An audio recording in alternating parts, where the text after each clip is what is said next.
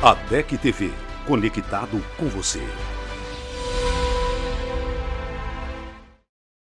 Olá a todos, sejam bem-vindos em mais uma edição do ADEC TV, um programa da Assembleia de Deus Caratinga. Eu sou a Carol Sattler e é sempre muito bom estar aqui com vocês.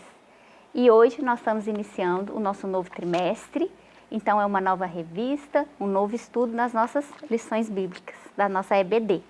E vamos iniciar essa revista aqui, gente, a nova revista a ser estudada esse trimestre. E ela fala sobre o verdadeiro pentecostalismo, a atualidade da doutrina bíblica sobre a atuação do Espírito Santo. É uma lição maravilhosa, muito rica. E a primeira lição que nós vamos desenvolver hoje com os nossos professores e os nossos pastores é a lição 1, a pessoa do Espírito Santo. Não percam e acompanhem tudinho.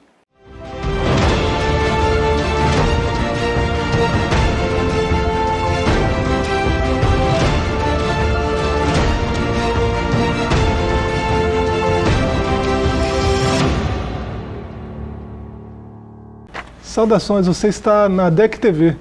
Esse é o quadro Lições Bíblicas e essa é a nossa primeira aula do primeiro trimestre de 2021. Nós já estamos com a revista nova. O tema dessa revista é o verdadeiro pentecostalismo, a atualidade da doutrina bíblica sobre a atuação do Espírito Santo. Na nossa primeira lição, nós falaremos sobre a pessoa do Espírito Santo. O textual está em Efésios 4, verso 30. E não entristeçais o Espírito Santo de Deus, no qual estáis selados para o dia da redenção. A verdade prática diz que somente a Bíblia revela a verdadeira identidade e as obras do Espírito Santo, um tema que nós, pentecostais, vivenciamos. A nossa leitura bíblica em classe está em 2 capítulos de João, do Evangelho de João, capítulo 14, versos 16, 17, 18 e 26, e o capítulo 16, verso 14. João 14, 16 está escrito: E eu rogarei ao Pai, e Ele vos dará outro Consolador para que fique convosco para sempre, o Espírito da verdade que o mundo não pode receber, porque não o vê nem o conhece. Mas vós o conheceis, porque habita convosco e estará em vós. Não vos deixarei órfãos, voltarei para vós. Mas aquele Consolador, o Espírito Santo, que o Pai enviará em meu nome, vos ensinará todas as coisas e vos fará lembrar de tudo quanto vos tenho dito. João 16, 14, Ele me glorificará, porque há de receber do que é meu e vou-lo há de anunciar. Nós, nessa primeira lição, não estamos com o pastor Gilberto, que é o apresentador costumeiro, logo ele estará de volta, e nós temos uma visita muito ilustre, muito querida, pastor Anacleto, que hoje é pastor da Assembleia de Deus de Caratinga, lá em Raul Soares. É um prazer estar com o pastor. Prazer é todo meu, muito bom estar aqui nessa tarde, nesse dia para iniciarmos esse trimestre de 2021, e logo na primeira lição, que vai sendo 3 de janeiro, que é a lição que nós temos hoje para estudar. É um prazer estar aqui. O tema do presente trimestre é o pentecostalismo, no seu aspecto bíblico, teológico e prático. Os pentecostais são conhecidos por suas relações e experiências com a manifestação do Espírito de Deus, mas a sua característica básica é o batismo no Espírito Santo, com seus dons e manifestações, como a glossolalia, que é o falar em línguas, as profecias, as curas e as outras operações de maravilhas.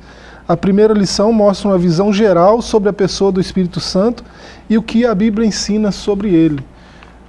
Essa primeira lição nós falaremos sobre a pessoa do Espírito Santo, e sua atuação na igreja, e o tema da lição é o pentecostalismo, a verdadeiro pentecostalismo.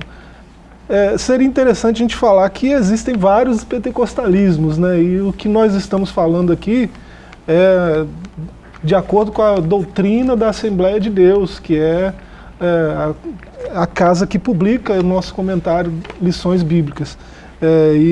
Então, todo esse trimestre vai ser uma defesa do pentecostalismo assembleiano, né? Falamos sobre o primeiro ponto, a revelação do Espírito Santo nas Escrituras. Pastor Anacleto, o que o senhor tem para destacar aí nesse primeiro ponto? É muito importante e a questão também do verdadeiro, né? Porque quando diz o verdadeiro, é porque, por certo, existem algumas imitações que alguém, ao longo do tempo, acha bonito e pode até inventar, porque hoje muitos movimentos chamados carismáticos, que às vezes não passa de uma imitação. Por isso que aqui está a atualidade da doutrina bíblica. Porque a Bíblia, ela é atual. A Bíblia não precisa ser atualizada. Mas a compreensão das doutrinas bíblicas a gente tem que atualizar. A igreja precisa ensinar, discutir, né, aprender. E ao longo do tempo a igreja precisa amadurecer a compreensão de todos os crentes em relação ao que é, né, essa doutrina bíblica, que é uma das doutrinas bíblicas mais importantes, que é a doutrina bíblica sobre o Espírito Santo, a atuação do Espírito Santo na vida do crente, na vida da igreja, porque se nós não tivermos essa compreensão de quem é o Espírito Santo, nós não vamos ter uma relação direta e verdadeira com ele. Aí a pessoa, não conhecendo o Espírito Santo, ele fica aquém daquilo que é a realidade da doutrina bíblica sobre o Espírito Santo. Então, o primeiro ponto aí da lição, que é a revelação do Espírito Santo nas Escrituras, porque tudo que você precisa saber sobre o Espírito Santo não vem de uma mente hoje que vai dizer, eu vou trazer para vocês uma nova revelação. Tudo que você precisa saber sobre o Espírito Santo vem das Escrituras. Do Gênesis ao Apocalipse, a Bíblia descreve o papel, a importância, o que é o Espírito Santo, o seu trabalho e a evolução da revelação bíblica na vida do próprio povo, né? No Velho Testamento, no povo de Israel, e hoje na vida da igreja, inclusive com uma importância muito maior, porque o próprio Jesus falou que Abraão viu os dias da igreja e ele se alegrou. Ele, internamente, ele desejou estar, porque a promessa da vinda do Espírito Santo para viver no ser humano, para habitar no homem, né? Essa é uma das promessas grandiosas e é uma das maiores possibilidades que o ser humano tem, é de ter o Espírito Santo como seu companheiro, seu guia, né, o seu ensinador. Então a gente precisa ter isso bem definido, né? Diz aqui que os crentes precisam saber sobre o Espírito Santo, sobre a sua divindade e a sua personalidade. E é muito importante divindade, personalidade e atributos divinos. E aquilo que o Espírito Santo faz no dia a dia da vida de cada um. Distribuindo dons, distribuindo virtudes, né, na vida de cada um e atuando. O Espírito Santo, ele é um ser divino e, ao mesmo tempo, quando diz aqui divindade e personalidade, porque ele é uma personalidade, é uma pessoa, então ele é possível de relacionamento. E a coisa mais linda que tem é quando a pessoa chega a esse nível de conhecimento que ele se relaciona com o Espírito Santo como uma pessoa. Que o Espírito Santo fala, o Espírito Santo, inclusive, Tiago, no capítulo 4 e verso 5 da carta, o apóstolo Tiago, ele diz assim, o Espírito Santo que em vós habita tem ciúmes. Então, é tão importante isso, é tão grandioso, que o Espírito Santo ele tem ciúme da igreja, ele quer a igreja no caminho, ele quer a igreja caminhando. Então, é uma personalidade sensível. É interesse dele. Tem sentimentos, né? Então esse primeiro ponto aí, me parece que é um ponto-chave, essencial até para o restante do trimestre. Todas as 13 lições que virão, né? Se a gente não tiver como norte isso aqui, a revelação do Espírito Santo nas Escrituras. Nas Escrituras. Né? Porque é muito claro, a doutrina do Espírito Santo é muito clara nas Escrituras. Então alguém que pensa que a doutrina pentecostal é uma inovação, né, é uma coisa de agora, né, de poucas décadas, poucos séculos que seja, né, está um tanto equivocado. A gente vai ver ao longo desse trimestre, desde o Antigo Testamento até a Era Apostólica, a revelação do Espírito Santo, né, e sua atuação na igreja. E a Bíblia é muito clara, tanto que você vê aqui, por exemplo, Mateus 28:19, né, na fórmula batismal, né, o Espírito é igual a Deus Pai e é igual a Deus Filho, né, batizando-os em nome do Pai e do Filho e do Espírito Santo. A Bíblia é muito clara ao falar da Trindade, da pessoa do Espírito Santo, né, e nós vamos aprofundar um pouco. E esse tema, Espírito Santo, divindade, porque Pai, Filho e Espírito Santo são divinos. São três pessoas distintas. E a divindade aqui do Espírito Santo é muito importante a gente ter essa compreensão, porque muitas heresias são inventadas sobre o Espírito Santo. Inclusive nas heresias inventadas, uma delas diz que o Espírito Santo é só uma força ativa de Deus, que ele não é uma pessoa. Mas quando você vai à Escritura, como eu mesmo já mencionei aqui, a própria Bíblia vai falar muitas vezes desse relacionamento pessoal do Espírito Santo. E também como divino, porque ele é uma deidade absoluta. Eu achei importante o comentarista, numa das partes aqui da lição, ele até colocou a questão que, às vezes, por muitas vezes já me perguntaram isso, se a gente pode orar ao Espírito Santo, se a gente pode dizer para ele, querido Espírito Santo, eu te amo, tu és Deus. E às vezes o crente fica pensando que não pode porque a Escritura dizia que o Espírito Santo iria glorificar a Jesus. Mas dentro dessa relação de divindade, o Espírito Santo é Deus. Você pode falar com ele como Deus, você pode pedir a ele como Deus. Você pode adorá-lo como Deus. Nós vamos falar desse capítulo 16 de João aí, né, ele me glorificará. Mas para quem pensa que essa doutrina pentecostal é a inovação da igreja moderna, né, para quem espalha essas heresias, né, o Espírito Santo é só uma força ativa de Deus, ele não é uma personalidade, não é uma pessoa. Basta a gente lembrar que, além de toda essa clareza bíblica sobre a pessoa do Espírito Santo de Deus, né, logo lá no 4º século, né, da nossa era, o concílio lá de Constantinopla, né, Atanásio e os pais capadócios, 381 depois de Cristo, já defenderam, né, essa doutrina com muita clareza, com muita propriedade, né, deixaram uma base teológica sólida para nós até hoje. Isso lá no começo da igreja, lá no 4º século. Né? Então é interessante a gente notar que essas heresias que surgem vez ou outra são mais antigas do que muita gente imagina. Né? Isso já existia lá no começo. Já houve batalhas e mais batalhas desde o início, né? Lá do tempo pouco depois dos apóstolos, né? Onde as batalhas sobre esse tema eram muito fortes. Isso. Nós falamos da divindade, vamos para o segundo ponto aí, que é a personalidade, né? O Espírito Santo é uma pessoa, né?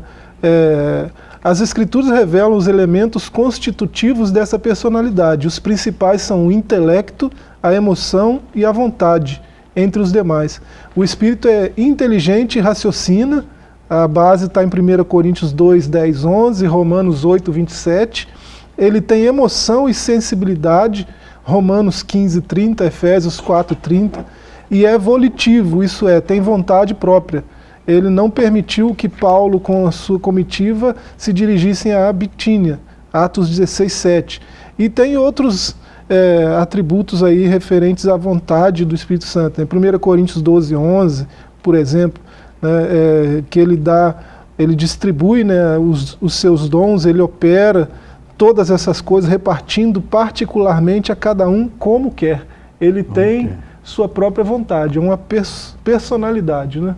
Isso é muito importante, porque a gente, tendo essa noção, você já vai entender qual é o caminho que você tem que percorrer para que você se relacione com o Espírito Santo, porque ele é uma personalidade que ele tem vontade, tem raciocina, tem entendimento, A Bíblia diz que Tem ciúmes, né? ele ora por nós com gemidos, ele intercede por nós.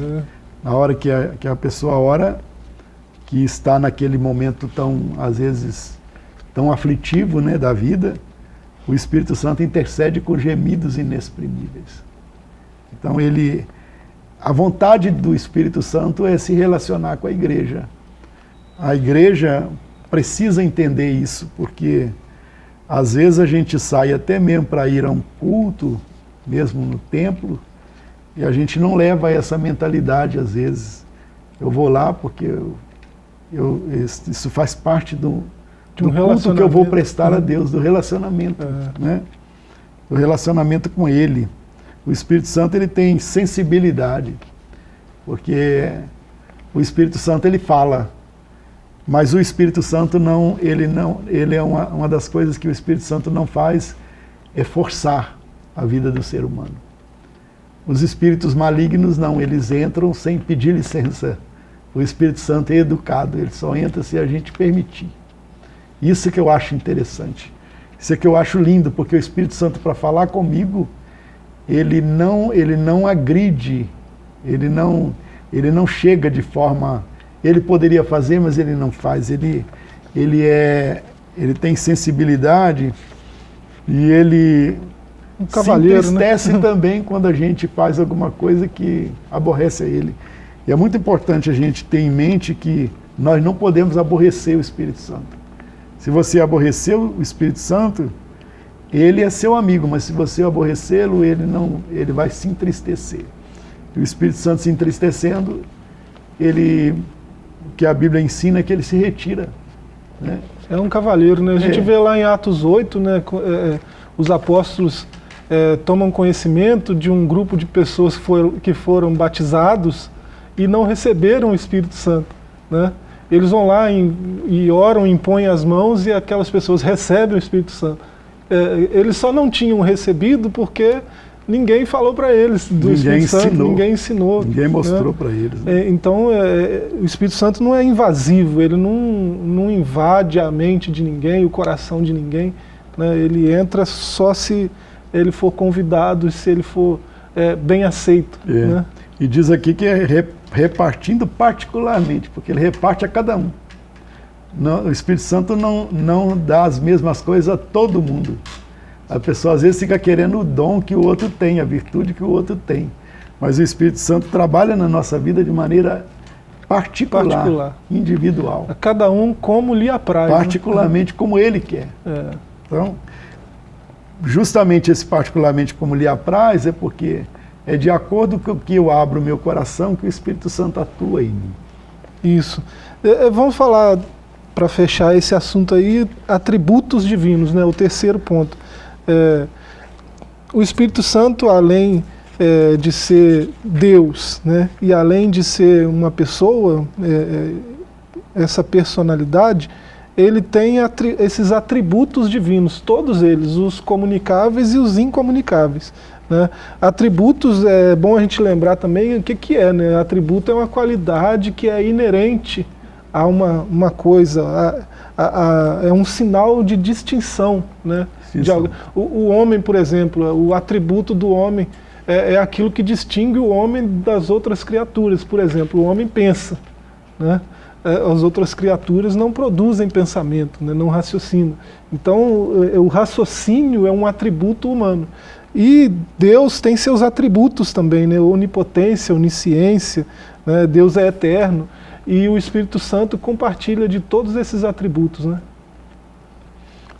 E aqui nos atributos, os mesmos atributos que existem para o Pai e para o Filho, existem para o Espírito Santo, né? A Bíblia fala claramente, Romanos 15, 19, Mateus 12, 28, Atos 2, 4, 1 Coríntios 2, 10, 11, diz que ele é onipotente.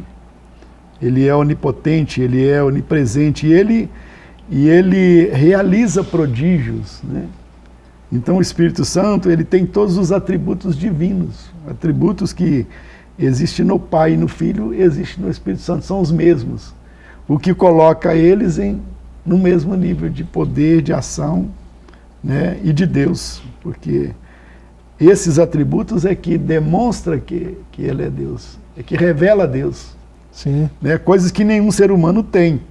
Se Jesus fosse só homem, né, na sua natureza, como ele veio à humanidade, se ele tivesse ficado só como ser humano, ele não teria esse atributo de onipotente. Onipotente é poder, é todo poderoso, só ele tem todo o poder. Né? Alguém pensa até que o diabo também tem, mas o diabo não tem, porque o diabo é uma criatura de Deus. Então, Deus não deu esse atributo a ele.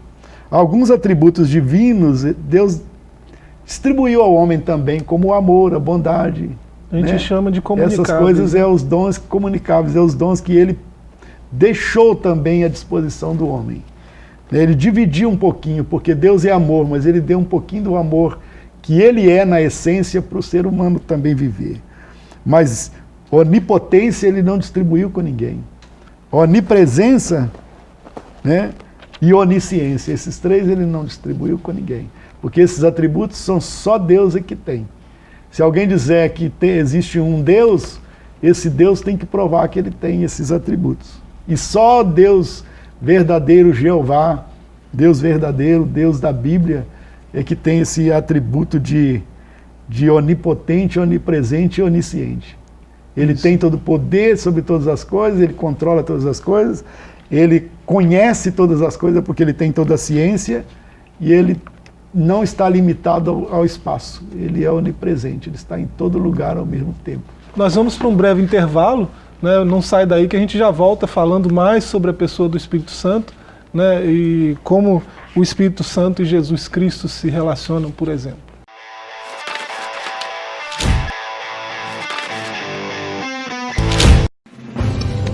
Uma verdadeira história de fé, renúncia, desafios e conquistas. Você irá se emocionar e extrair lições extraordinárias da biografia de um dos mais expressivos líderes do movimento pentecostal no estado de Minas Gerais. Recomendada por influentes líderes cristãos. Adquira agora mesmo Ari Coelho, um legado de fé, e descubra detalhes de uma história de vida que pode transformar a sua. Um produto com a qualidade CPAD.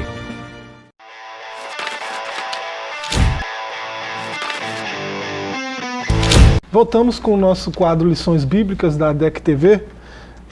Nós estamos falando sobre a primeira lição do primeiro trimestre de 2021, onde nós abordamos o tema da pessoa do Espírito Santo. Nós já vimos o primeiro tópico e agora nós vamos para o segundo da nossa lição, que é o Espírito Santo e Jesus Cristo. Já estudamos diversas vezes sobre a Santíssima Trindade. O Senhor Jesus e o Espírito Santo são um só Deus juntamente com o Pai, visto que a Trindade é a união de três pessoas distintas, iguais em glória, poder e majestade. No nosso primeiro subtópico aí, uma palavrinha que nem todo cristão conhece, nem todo leigo menos ainda, né, que é a pericorese. É um termo teológico desconhecido no meio evangélico, que expressa a relação intratrinitariana do Pai, do Filho e do Espírito Santo. Ou seja, a habitação das pessoas da Trindade uma na outra. Cada pessoa está nas outras e cada uma se dá às duas outras. Pericorese, esse termo aí, né, vem do grego, né, parece, a impressão que eu tenho é que o primeiro a usar o termo foi Basílio, né, Basílio de Cesareia, lá no IV século. Depois ficou mais popular com João Damasceno, né, lá no VII século. E a palavra é uma junção de três palavras gregas, né? Peri, que é movimento circular, né? É só lembrar de perímetro, né? Movimento circular. Córea, que é dança, né? É só lembrar de coreografia, córea é dança. E eses é o sufixo, né, que indica que essa palavra, onde o sufixo aparece, essa palavra indica ação, né, indica um processo que está acontecendo, né, um processo de ação. Então, pericorese, se a gente pegar o pé da letra, é uma espécie de dança, né, onde as pessoas que estão dançando estão constantemente dançando, em ação, né, isso é um processo de dançar, né. Esse é o termo que os pais da igreja utilizaram para falar da relação entre as três pessoas da Trindade. Isso aqui, Jesus, por exemplo, falou a Filipe, né? Não crês tu que eu estou no Pai e que o Pai está em mim? Então, não existe como separar. E é muito importante essa relação na pessoa da Santíssima Trindade, porque Pai, Filho e Espírito Santo, ao mesmo tempo que eles são distintos, mas eles são inseparáveis. Não existe um distanciamento, né? Alguém pensa, Deus, o trabalho dele, o Pai, foi só criar o mundo. O trabalho do Filho foi só salvar. O trabalho do Espírito Santo é só acompanhar a igreja. Não existe essa relação, porque é o mesmo Deus. É um só Deus em três pessoas distintas. Então, esse um só Deus, ele, nessa pericorese aqui, a explicação que a gente tem é que a Trindade, ela se completa junto com a outra. Ela se funde com a outra. Não tem como você separar, fazer uma separação, porque na mesma ação de um está o outro. Quando Deus está criando o mundo, a Trindade está lá, porque ele diz, façamos, conforme a nossa imagem, nossa semelhança. Mas quando ele vai puxar a terra, trazer a terra à tona das águas, diz que o Espírito Santo pairava sobre a face das águas. Então Deus está dando a palavra de ordem, o Espírito Santo está pairando sobre as águas. Esse pairar aqui, alguém até diz que era para não deixar com que a terra entrasse no processo de deformação total. Então o Espírito Santo, ele preserva, porque ele que revive as coisas. O Espírito Santo faz reviver. Um dos trabalhos dele é fazer reviver. É tão interessante que diz que até Jesus, na hora que ressuscitou, o Espírito Santo é que trouxe ele de volta, porque esse é um trabalho do Espírito Santo. Mas os três estão tão ligados, tão íntimos e tão juntos, que não tem como se separar, né? O Espírito Santo trabalha junto com o Pai e com o Filho. O Filho trabalha junto com o Espírito Santo e o Pai trabalha junto com o Filho e o Espírito Santo. Ambos trabalham, um glorificando o nome do outro, para que o nome de todos os três são glorificados ao mesmo tempo. O nome de um só Deus é glorificado ao mesmo tempo. O Pai trabalha, o próprio Jesus disse que o Pai iria glorificá-lo. Você vê bem, você vê. Então esse trabalho de unidade no meio da Trindade é excepcional, é excelente, porque não se divide, não se separa. Até abri o texto aqui, João 17, né, verso 5, na minha versão aqui está, e agora, Pai, glorifica-me na tua presença com a glória que tinha contigo, antes que o mundo existisse. Né, se a gente for lá no verso 20 ao 23, né, não rogo apenas por eles, mas também por aquele que crerão em mim por meio da palavra deles, para que todos sejam um, como tu, Pai, estás em mim e eu em ti. Também eles estejam em nós, para que o mundo creia que tu me enviaste. Eu lhe dei a glória que me deste, para que eles sejam um, como nós somos um. Eu neles e tu em mim, para que sejam aperfeiçoados na unidade, e para que o mundo reconheça que tu me enviaste e os amastes e amaste a mim. Parece que Jesus está chamando a gente para essa dança aí, para essa pericorese. Né? Para que eles sejam um, como eu e o Pai somos um, né? Para que eles sejam um como nós somos um. Jesus está orando pela unidade da igreja, né? Nesse parágrafo segundo aí, que o comentarista coloca que houve uma época entre nós assembleanos, e alguns questionavam a adoração ao Espírito Santo. O argumento era baseado numa interpretação equivocada das palavras de Jesus. Ele me glorificará porque há de receber o que é meu.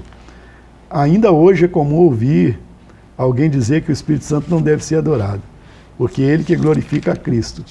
Tal argumento é equivocado, pois o Pai glorifica também o Filho. João 17,5. E nem por isso diz que o Pai não deve ser adorado. Se o Espírito Santo é Deus, logo pode ser adorado. Do contrário, seria um Deus de segunda categoria, Isso não existe na fé cristã. Então o Espírito Santo pode ser adorado, a pessoa pode o adorar na hora da oração, porque a glorificação vai para Deus, tanto faz. É preciso entender o que Jesus está falando de glorificar aqui, né, no capítulo 16, no capítulo 17 que a gente leu. Se voltar um pouco no capítulo 12 de João, verso 27 e 28, agora minha alma está angustiada e o que direi? Pai, salva-me desta hora? Mas foi exatamente com esse propósito que vim para essa hora. Pai, glorifica o teu nome. Então vem uma voz do céu, eu já o glorifiquei e o glorificarei novamente. João capítulo 12, né? Antes de Jesus falar isso aqui, né? Então esse glorificar de que ele está falando tem a ver com propósito, né? Parece que tudo que cumpre o seu propósito glorifica a Deus. Glorifica. Né? Então há dois seres na natureza que não glorificam a Deus, são os demônios, né? E o homem pecador, né? Porque pecado é deixar de glorificar a Deus, né? É fazer algo contra a natureza de Deus, assim, não glorificando a Deus e ao propósito para o qual fomos criados. Então, quando Jesus fala de propósito aqui no João 12, 27, imediatamente ele fala de glorificar o nome de Deus. Então, esse ele me glorificará, que ele fala do Espírito Santo, é no mesmo sentido, né? Ele vai cumprir o propósito, assim como eu estou cumprindo esse propósito aqui, né? E sempre que algo cumpre o propósito para que Deus o criou, Deus é glorificado, né? A nossa vida deve ser toda assim, né? Para glorificar a Deus. Tudo aquilo que você faz de bom, de positivo, pensando no propósito que Deus tem na vida de cada um, nós, com a nossa vida, nós glorificamos a Deus. E o efeito prático aí dessa pericorese é interessantíssimo, seria bom se você pudesse ler um pouquinho, pelo menos, se houver essa possibilidade, para que isso fique bem explicado na mente de quem está ouvindo, né? Já que é um assunto não tanto mencionado, né? A intimidade entre o Filho e o Espírito Santo se dá nesses termos, né, da pericorese, é eterna, né? Nem por isso se diz que o Pai não deve ser adorado. Se o Espírito é Deus, logo pode ser adorado. Do contrário, seria um Deus de segunda categoria, e isso não existe na fé cristã. Quando a gente fala aqui desse glorificar, a pericorese está na prática aí, né? Quem glorifica o Pai está glorificando o Filho e o Espírito Santo. Quem glorifica o Filho está glorificando o Espírito Santo, está glorificando o Pai, né? Então, na prática, essa pericorese garante isso, né? Eu posso adorar nominalmente qualquer uma das três pessoas da Trindade, que eu estou adorando a Deus, glorificando a Deus, não é isso? Isso. Esse é o efeito prático da pericorese, né? Essa dança que é a figura de linguagem de dança, né? Que os pais da igreja usaram. Irineu, que é um dos pais da igreja, né? Irineu de Lyon, lá do 2º século da igreja da era cristã, né? Ele diz que a glória de Deus é um ser humano em plenitude de vida, né? Sempre que alguém vive a plenitude daquilo que Deus projetou para que ele seja, ele está glorificando a Deus, né? Então os pais da igreja concordam com essa glorificação aí, né? De qualquer uma das três pessoas nominalmente está glorificando a Deus, né? E a conclusão que vem aqui é que o Espírito Santo, portanto, é alguém como Jesus, da mesma substância, glória e poder, né? Não se diminui nenhum deles em relação a isso. Isso. A declaração do artigo de fé 27 do Credo de Atanásio, só para falar desse efeito prático da pericorese, né, para fechar esse assunto, diz assim, abre aspas, né, tanto a unidade na Trindade como a Trindade na unidade deve ser adorado. Então, se você se referir a qualquer uma das três pessoas, você está em adoração, você está adorando ao Pai, ao Filho e ao Espírito Santo, né? As outras estão inclusas, né? Seja para quem você direciona. Consubstancial com o Filho. O Espírito Santo, ele é consubstancial com o Filho, quer dizer que ele é da mesma substância, né? Eles não são de origem nem de substância diferente, são da mesma substância, a palavra que aparece aí, né, no verso 16 de João 14, para outro, né, Jesus reivindica plena divindade do Espírito Santo quando ele diz outro, né, semelhante, né, outro consolador, né, outro ajudador.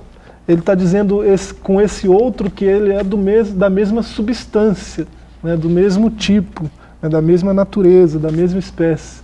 Não é isso? Isso. Na hora que os discípulos estão pensando que ia perder o Consolador, que era o próprio Cristo, ele disse, né? Ele vai enviar outro igual a mim, da mesma substância, com o mesmo poder, com a mesma eficácia. Né? Isso é muito interessante. Ele vos dará outro Consolador, né? O verso 16 de João 14.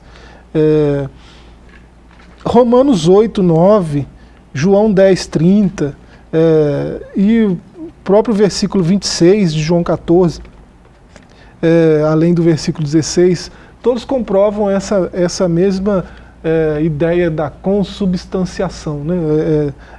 O Espírito é consubstancial com o Filho.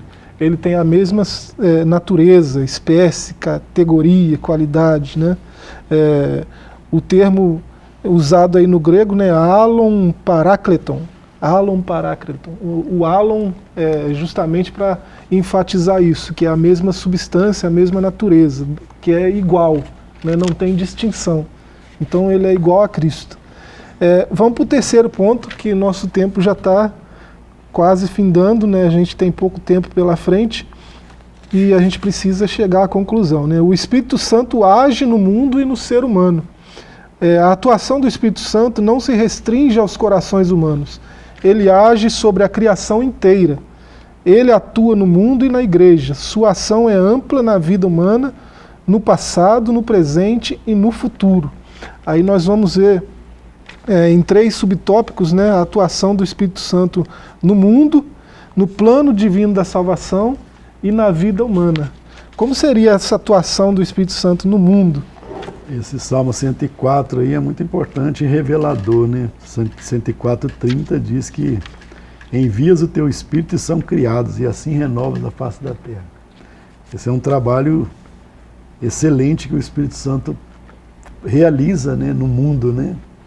Parece que uma das ações principais do Espírito Santo é essa, de preservar esse planeta, né, de ser deteriorado. O Espírito de Deus, desde o início, lá em Gênesis 1, 2, a primeira referência ao Espírito Santo diz que ele se movia sobre a face das águas.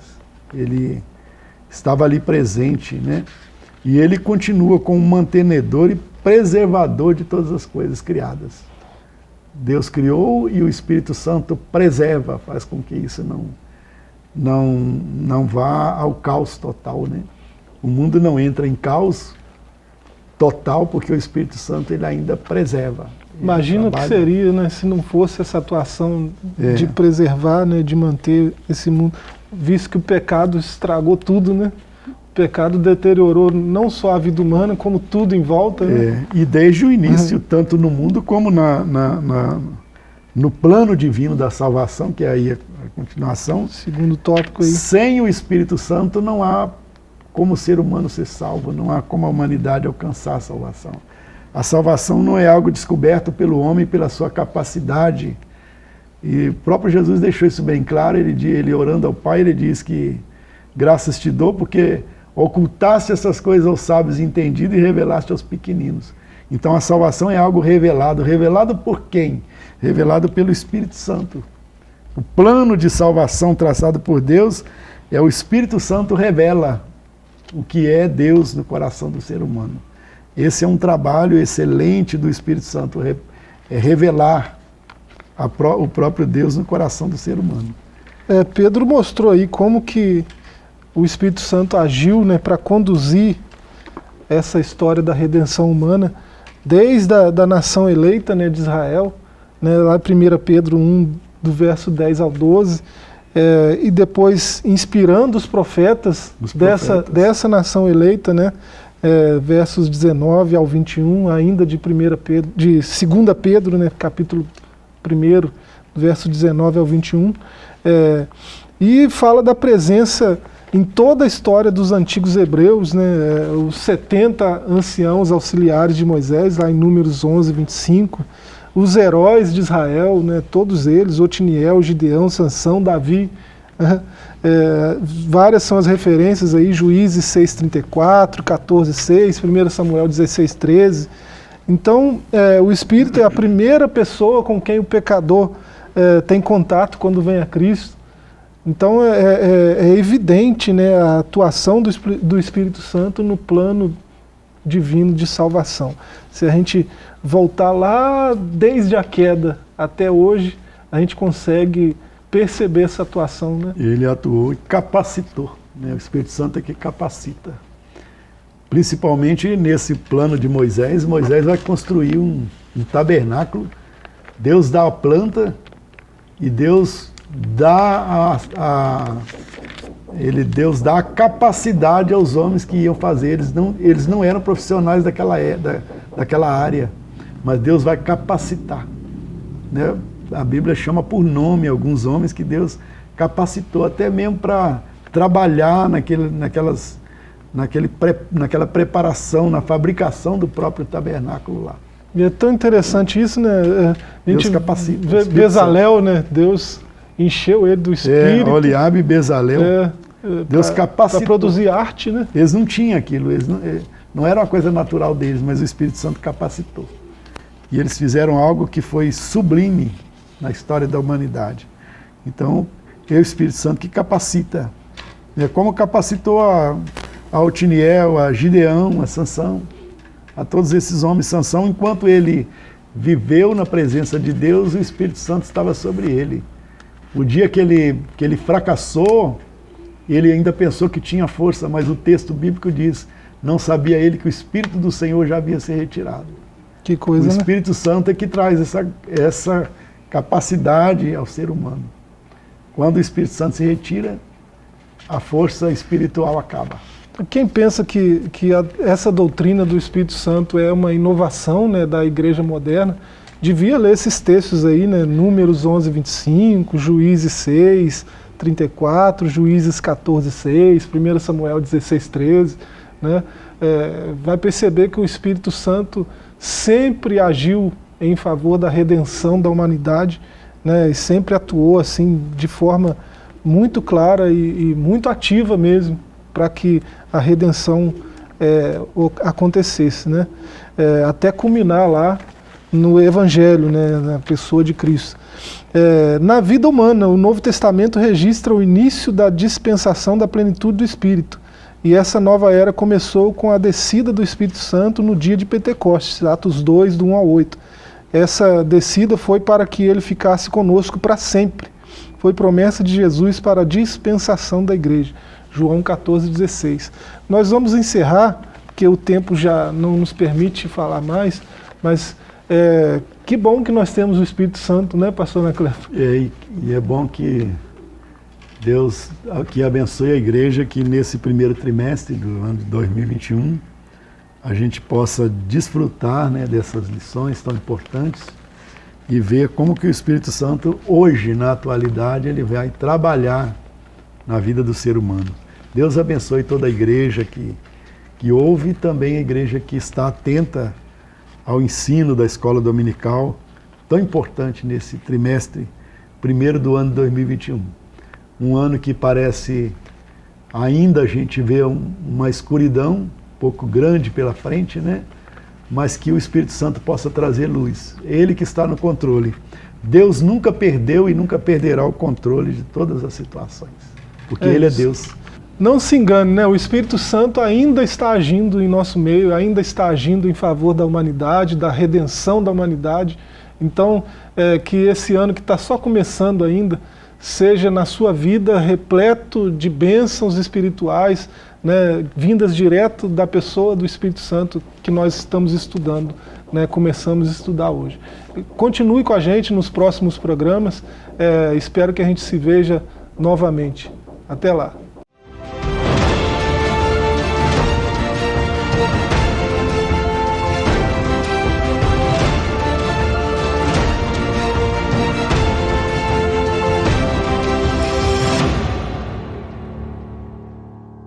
Espero que vocês tenham aprendido muito com os nossos professores. Continue acompanhando para não perder nenhuma lição esse trimestre. E todas as nossas lições também estão disponíveis no YouTube, lá no nosso canal, no ADEC TV. E também, gente, nos sigam lá no Instagram, no @ADECTVOficial. Lá vocês ficam por dentro dos bastidores, das gravações. E também queremos convidar vocês para vir assistir conosco um culto presencial. Nós estamos aqui na Rua Princesa Isabel, número 52. Nós temos cultos toda terça e toda quinta-feira, a partir das 19h30. Toda segunda-feira, a partir das 18 horas, um encontro com círculo de oração. E aos domingos, às 8h30 da manhã, a nossa EBD, nossa Escola Bíblica Dominical, onde os nossos professores vão ministrar aos alunos essas lições que são passadas aqui. E temos, gente, para todas as idades. E também aos domingos, a partir das 18 horas, o nosso grande culto de louvor e adoração. E será com imensa alegria que iremos recebê-los aqui. Fiquem com Deus e até a próxima.